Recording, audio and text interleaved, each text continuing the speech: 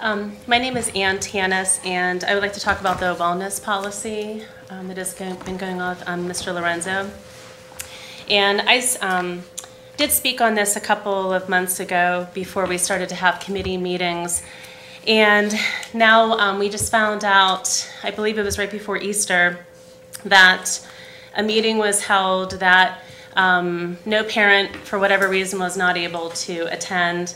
And the policy was changed, or a proposed policy saying that they're just going to say no food at all allowed at any events in the school, of course, besides the cafeteria.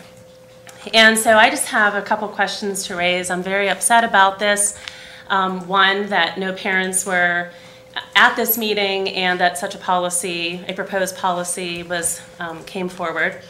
And I just want to go back, I think, to the beginning and say, why was this discussion ever even raised?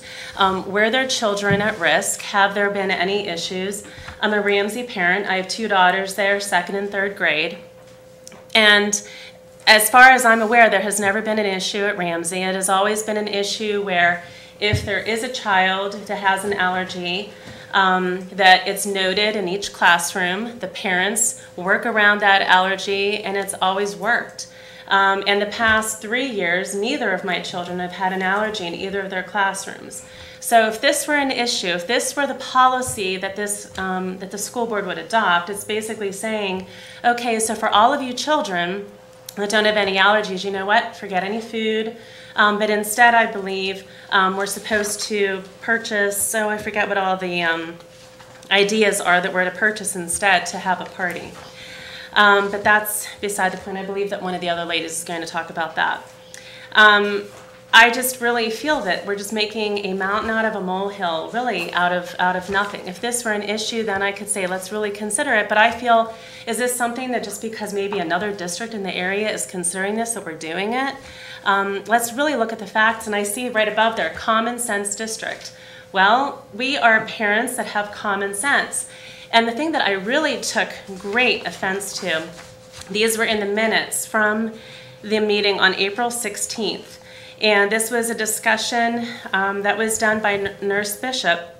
And according to her report, it said that it was talking about big time constraints and huge safety concerns.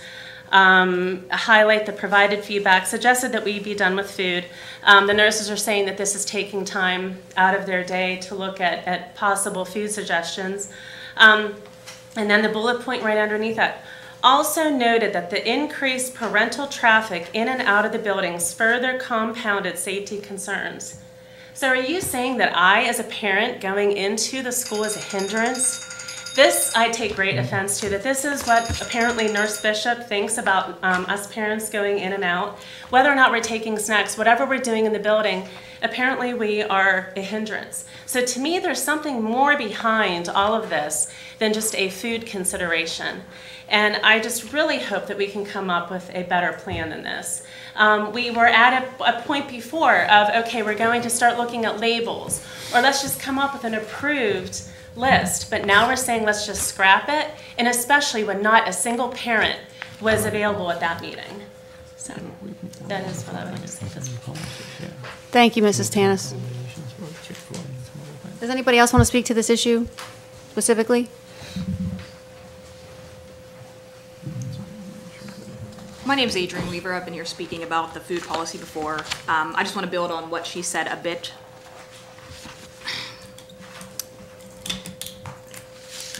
I did some research on a lot of our surrounding school districts and what they do as far as food, bringing outside food into the school classrooms.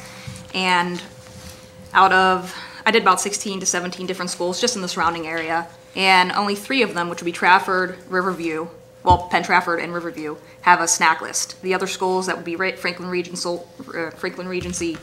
Norwin, Hempfield, Woodland Hills, Greater Works, Penn Hills, Plum, all Pittsburgh Public, Fox Chapel, they have no list. They're allowed to have any outside food in the classrooms. They do ask the parents to be mindful of what they bring in, especially if there's kids with allergies. I did take great offense, and I'll be honest, it was kind of laughable when I read in the meeting minutes that different examples of non-food items could be helium balloons, coupons, movies, games, puzzles, clowns, jugglers, face painting, stickers.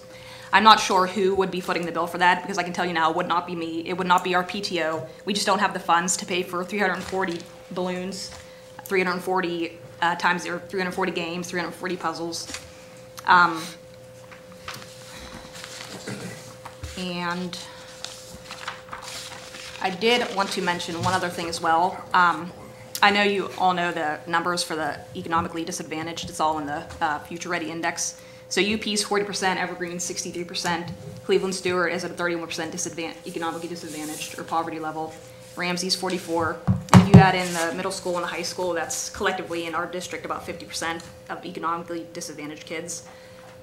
If that's the case, we should be at every opportunity putting food in these kids' mouths, not taking it away. I do work at the food bank. I volunteer.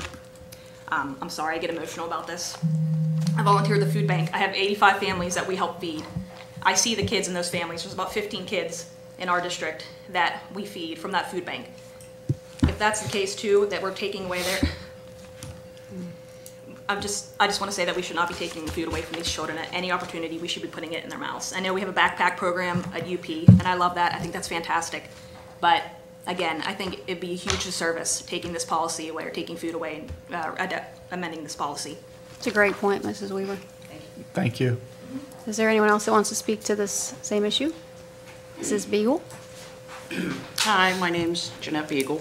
I have 3 children at University Park.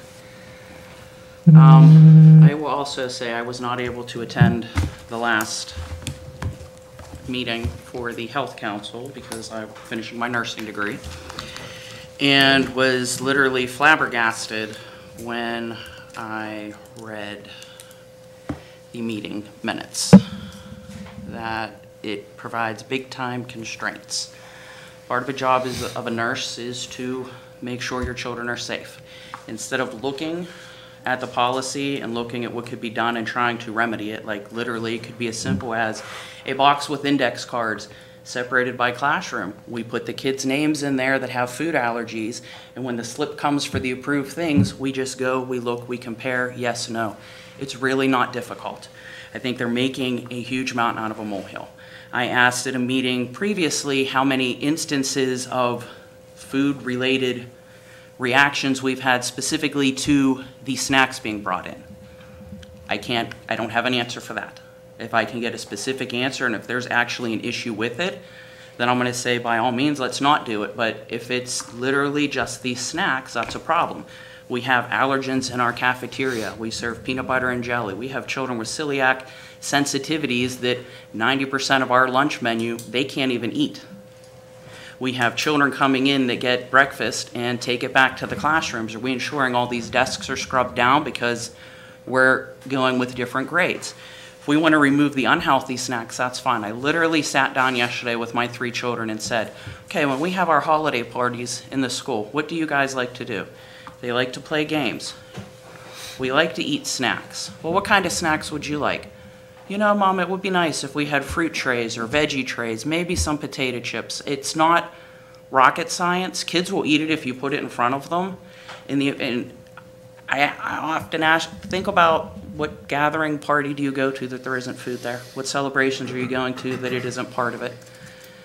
These children are little for a very short time, and removing some of the fun of this aspect of their life is just unfair to them. Thank you. Thank you, Mrs. Beagle. Is there anyone else?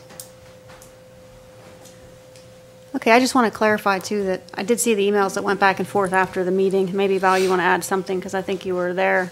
John, I'm going to turn it over to you. But I did want to say that the policy was, it's not the policy, it's just the recommendation at this point of the council, and it hasn't been voted on by the board. And I think there was some misunderstanding with some of the people that it was effective immediately. Which it was And not. we talked about this and said that we're still going to revisit this. Is that correct? And try to come up with some kind of compromise. That was my Yes, suggestion. absolutely. We had a policy committee meeting, and I don't have the specific date, but I know Mr. Ritter had taken some notes. April 16th. John, would you like to summarize? Sure. I mean, this team has been working for an awful long time to try to make the school environment safe for kids. We know that some kids have allergies, adverse reactions, and sensitivities To try to coordinate that with every possible combination is an extraordinarily difficult thing. Nurses' time, there needs to be a way so that the nurses can figure out which students are at school that day and when a party is planned and what's intended to be brought in. All of those increase the complexity. So it's a difficult thing that's not easily solved perfectly. So the best thing to do, we thought, would be to give ourselves a cutoff point, go with whatever we had, bring it before the board, let the board vote on it. We tried to have the input from Martin Lorenzo and the rest of the team gathered. We did our best to evaluate that. We thought of any alternatives that we could think of. We thought it would be good for the community to weigh in on ideas that we hadn't thought of and bring those to the table. The door's wide open for us to do whatever we can possibly do to allow the parents to celebrate the wonderful teachers and the students' accomplishments. And food is often involved with that, but sometimes sensitivities and student safety needs to be brought forward, and sometimes that outweighs it. So there's no perfect solution. So we're looking for whatever solution we can live with here. So thank you very much for all the great input that you brought here. We regret that some of the parents weren't able to make the meeting. That happens all the time. So we've got some of your input now. We can take it back to the team. We can hash that out, bring it again to the board. And then what we thought of, rather than to keep this an ongoing, never resolved problem, to go ahead and give ourselves a cutoff point and say, this is where it is, and then evaluate it again later, and then adjust it from there. So that's the notes from the meeting that I took. Thank you, Mr. Ritter. I'm just going to chime in too. At that meeting, we discussed, not having snacks, Mr. Lorenzo had said it would be up to our administrative team to make a call if it's loud. I have contacted Chick-fil-A, which everyone seemed to be in approval with. I'm working with them right now to, they sent me all over the nutrition information and forward that to the nurse, whomever that, needs to see that. So, and I understand too that fourth grade send-off at UP was getting Chick-fil-A in, and I know also at UP they were using that for their rewards for the book count, reading counts. Forgot that one. So that was approved by Dr. Short. Discussion that really focused at that policy committee meeting on some alternatives that would really help and assist our students and parents as moving forward. So we're still in the process of developing that policy, and we will continue to update that with some additional ideas. And we hear you, and we don't want to take all the fun away from the kids. No. We have to find a fine balance to have fun, keep the kids safe. I'm sure we can find a happy medium.